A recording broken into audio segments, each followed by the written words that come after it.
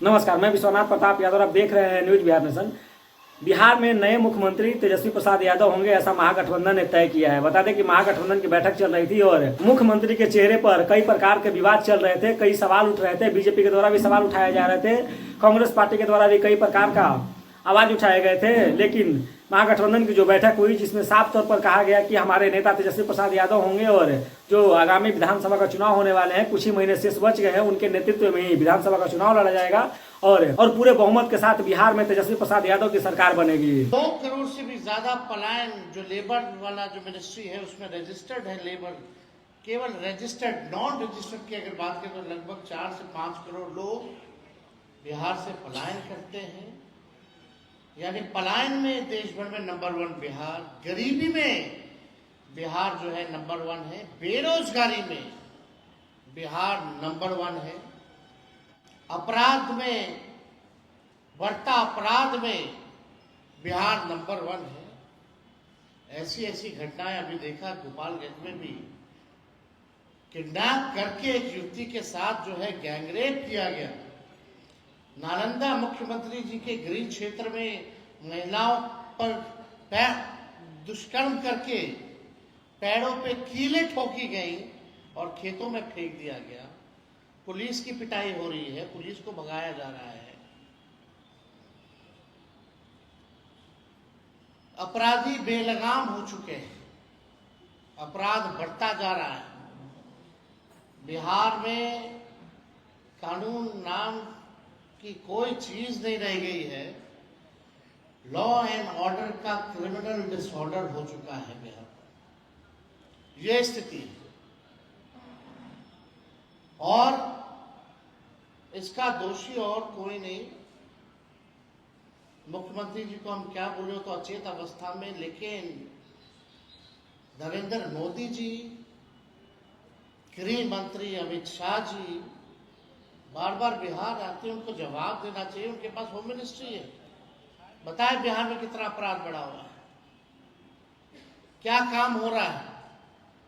और केवल नीतीश कुमार जी इसके दोषी नहीं, पूरा एनडीए, खासतौर पे भाजपा, चाहे भ्रष्टाचार बढ़ाने में, किसी के अधिकारी के यहाँ, इंजीनियर के यहाँ छापा पड़ता है तो करोड़ों रुपए मिलते हैं, कहां से आ रहा है।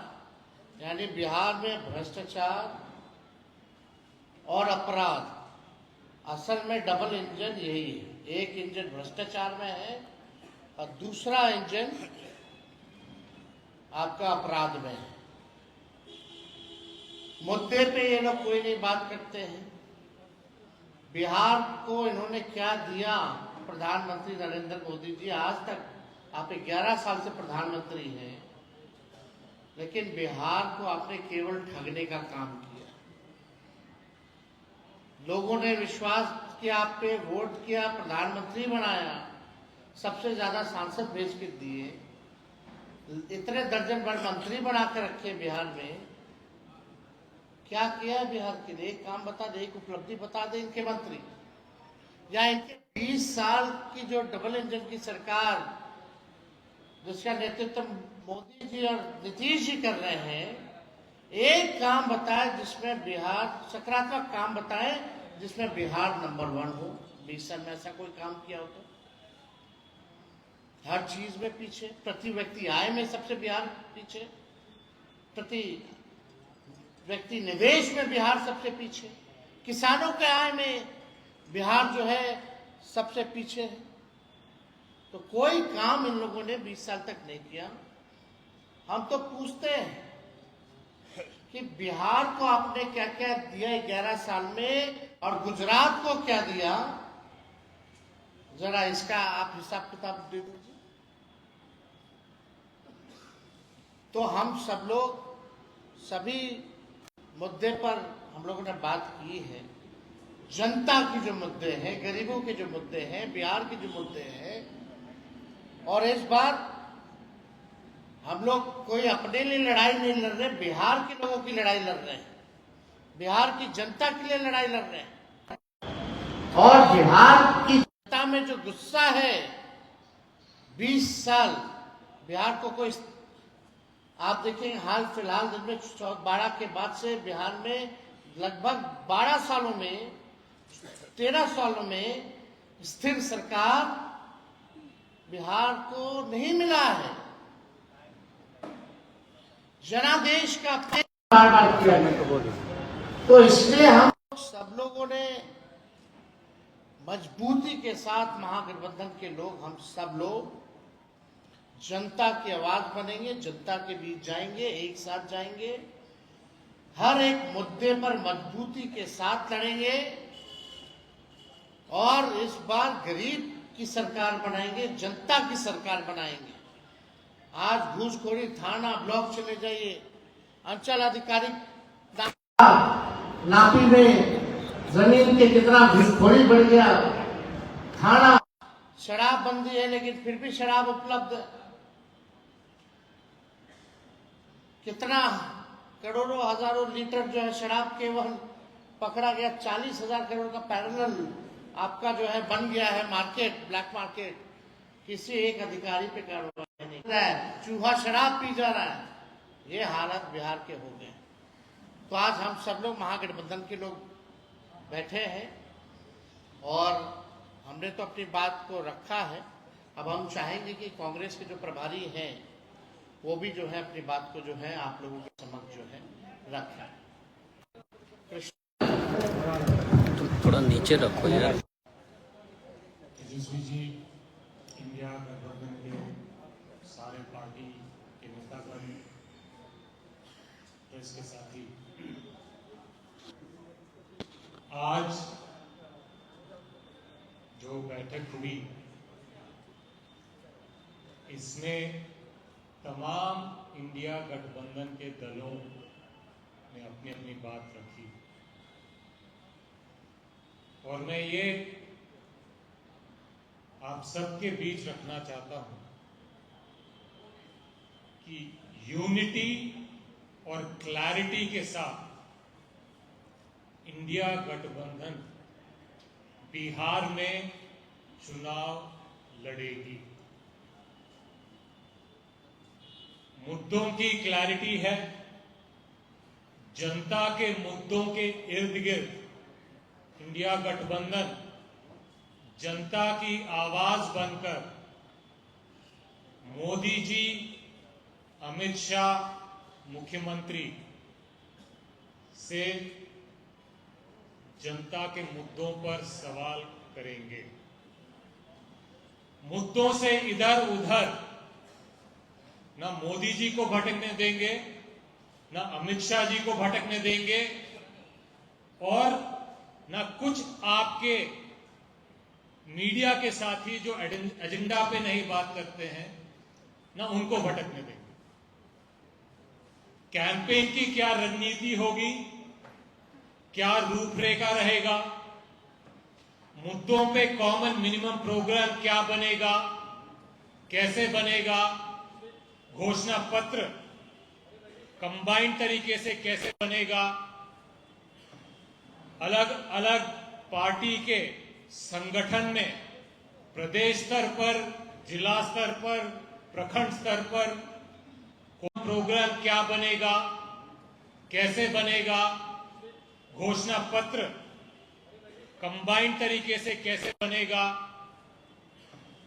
अलग अलग पार्टी के संगठन में प्रदेश स्तर पर, जिला स्तर पर, प्रखंड स्तर पर कोऑर्डिनेशन कैसे बिठाई जाएगी, वोटर लिस्ट में जो धांधलियां होती हैं उसको हम कैसे कंट्रोल करेंगे। इन तमाम मुद्दों पे गहरी चर्चा, खुल के चर्चा हुई है। इन सब चीजों के रूपरेखा और इम्प्लीमेंटेशन को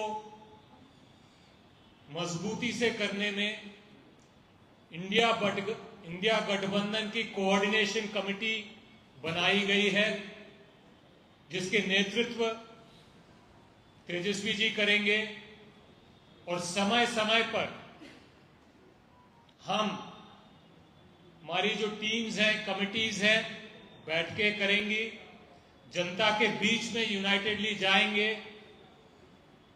और इस चुनाव को मजबूती से जनता के मुद्दों को लेकर, जनता के हित के लिए, जनता की सरकार बनाने के लिए इंडिया महागठबंधन बिहार में आगे बढ़ने वाली है। धन्यवाद। मुकेश सहनी जी अपनी बात को रखें। बहुत बहुत धन्यवाद। आज हमारे महागठबंधन के सभी घटक दल यहाँ उपस्थित हैं। हम लोगों ने बहुत देर 3 घंटा लगभग सभी विषय पे हम लोगों ने चर्चा किया है और पर्सनल लेवल पे भी हम लोग समय समय पे चर्चा करते रहते हैं।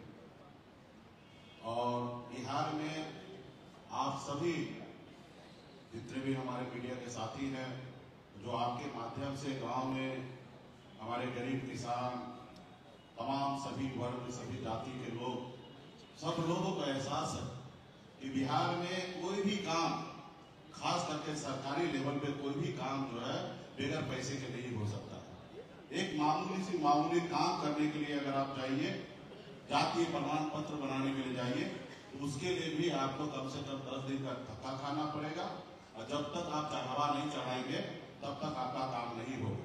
तो इस सब चीज के लिए हम लोग लड़ाई लड़ने वाले हैं और आप लोग भी, हमारे मीडिया के साथी जो भी यहाँ पे है, आप सब बिहारी और हम सब को एक ही उद्देश्य होना चाहिए कि बिहार कैसे आगे बढ़े। आज देखिए गुजरात कहाँ पहुंचा है और बिहार हमारा कहाँ है, और मुख्यमंत्री को या हमारे एनडीए के जितने भी नेतागण हैं, सब 20 साल पहले की बात करते हैं। प्रोजेक्ट 20 साल 2 दशक हो चुका है और अभी की बात कोई नहीं करते हैं। 20 साल पहले क्या होता था, 20 साल पहले ये होता था, वो होता था। अगर यही करना तो उसके लिए आप आइए, हम भी बैठते और आप भी बैठिए। 20 साल पहले क्या होता था और अब आज क्या हो रहा है, हम उस पर डिबेट कर लेते हैं, पूरे मंच पे हम लोग बैठ के बात कर लेते हैं। लेकिन आप लोग जो उन लोगों का जो एजेंडा होता है उस पर तमाम हमारे जितने भी लोग हैं उस पर ज्यादा चर्चा करते हैं। समय समय पर खास करके एनडीए के लोग तरह तरह के मैसेज देने का काम करते हैं, झूठ फ्रेब सभी चीज में वो अव्वल है। अगर हिंदुस्तान में अगर मेडल अगर मिलने का हो तो भारतीय जनता पार्टी को सब तरह का मेडल मिल जाएगा, जितने भी गलत काम जो होते हैं उसका मिल जाएगा। तो इसलिए हम लोग महागठबंधन एकदम अटूट है, कहीं पे कोई किंतु परंतु नहीं है। और खास करके वीआईपी पार्टी तो आप सब जानते हैं कि हम तेवर और गलेवर में पीछे नहीं रहते हैं। हम एनडीए में रहते हुए, बिहार में सरकार में रहते हुए और यूपी में जाके मजबूती से योगी और मोदी जी को विरोध करने वाले हिंदुस्तान का पहला ऐसा व्यक्ति होगा कि एक एनडीए में रहकर मैं वहां पे जाके अपने अधिकार के लिए मैं लड़ाई लड़ रहा था। तो निश्चित तौर पे हमारे जो अधिकार है, जो आरक्षण की लड़ाई है, उसी को लेकर हम लोग यहाँ तक आए हैं और उसके लिए हम लोग आने वाले समय में लड़ते रहेंगे। और इंडिया गठबंधन के साथ मजबूती से हम लोग पूरे बिहार में अपनी सरकार बनाएंगे और आदरणीय लालू प्रसाद यादव जी के विचारधारा वाली सरकार बनाकर गरीब, पिछड़ा, दलित हर वर्ग को हम लोग न्याय देने का काम करेंगे। इसी चंद शब्दों के साथ मैं अपनी वाणी को समाप्त करता हूँ। कुणाल जी, विगत 20 वर्षों से भाजपा पर्दे के पीछे से सरकार यहाँ चला रही है और उसका हश्र क्या हुआ है हम सबों के सामने है। अभी जो जातीय सामाजिक गणना हुई उसमें हमने देखा कि बिहार की 2/3 आबादी 10,000 पारिवारिक आय पर गुजर बसर करने को विवश है और अन्य जितने पैमाने हैं, विकास के नारे, न्याय के नारे, सुशासन के नारे, बड़े बड़े नारों के साथ, और हम इतने वर्षों में देख रहे हैं कि कितनी बुरी स्थिति बिहार की हो गई है। पलायन का वही हालत है, बेरोजगारी का वही हालत है, शिक्षा का वही हालत है, किसान मजदूर सबों की वही हालत है। और यहाँ जो स्कीम वर्कर है उनको एकदम बदुआ मजदूर बना करके मामूली राशि पर उनको खटवाया जा रहा है। जो माइक्रो फाइनेंस का पूरा जाल बिछा हुआ है और महिलाएं जो है आत्महत्या करने, बच्चों को बेचने पर विवश है। तो पूरा का पूरा बिहार जो है आज भाजपा और के राज में, भाजपा के नेतृत्व में, और ये जो सामने मुखौटा के रूप में नीतीश जी को इन्होंने रखा था, अब तो नीतीश जी खुद भी बहुत कुछ करने की स्थिति में नहीं है, भाजपा खुद सामने आकर के सब कुछ कर रही है। इसलिए बिहार की जनता उठा गई है और बदलाव यहाँ की मांग है। और जो आज हमारी बैठक हुई महागठबंधन की, इंडिया गठबंधन की, उसमें हम सबों ने मिल करके बिहार की जनता की लड़ाई को लड़ने और आने वाले विधानसभा चुनाव में इस सरकार को उखाड़ कर जनता की एक सच्ची सरकार बनाने का मन बनाया है। और उम्मीद करते हैं कि जनता का पूरा प्यार, पूरा समर्थन हमें मिलेगा और एक नई सरकार बिहार को एक नई दिशा, नया बिहार बनाने का एक नया अध्याय शुरू होगा। धन्यवाद। साथियों, जैसा कि आपने प्रतिपक्ष के नेता की बातों को सुना,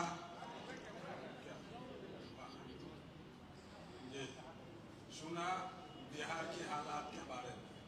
बिहार की हालत ऐसी ही नहीं, बहुत खराब है, जिसकी कल्पना आप नहीं कर सकते। जिस राज्य में महिलाओं के साथ इतना बड़ा दुर्भाग्यपूर्ण बातें हो, 5 बरस 6 बरस की महिला के साथ रेप हो, कहाँ है इनका पुलिस, कहाँ है इनके बड़े बड़े आला अफसर? कोई कार्रवाई होती है क्या? एक थाना में चले जाइए, बिना ब्राइब का घूस दिए हुए आप एक FIR नहीं करा सकते। प्रेस के लोग हैं, आप तमाम बिहार के लोग, हम पूछना चाहते हैं, जरा इस सरकार से पूछिए।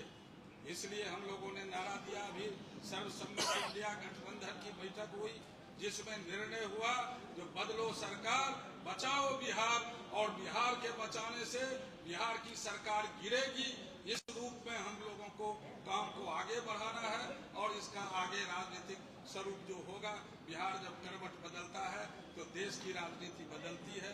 इन्हीं बातों के साथ मैं आपके इस प्रेस कॉन्फ्रेंस को संबोधित करता हूँ। पांडे जी को CPIM पांडे जी।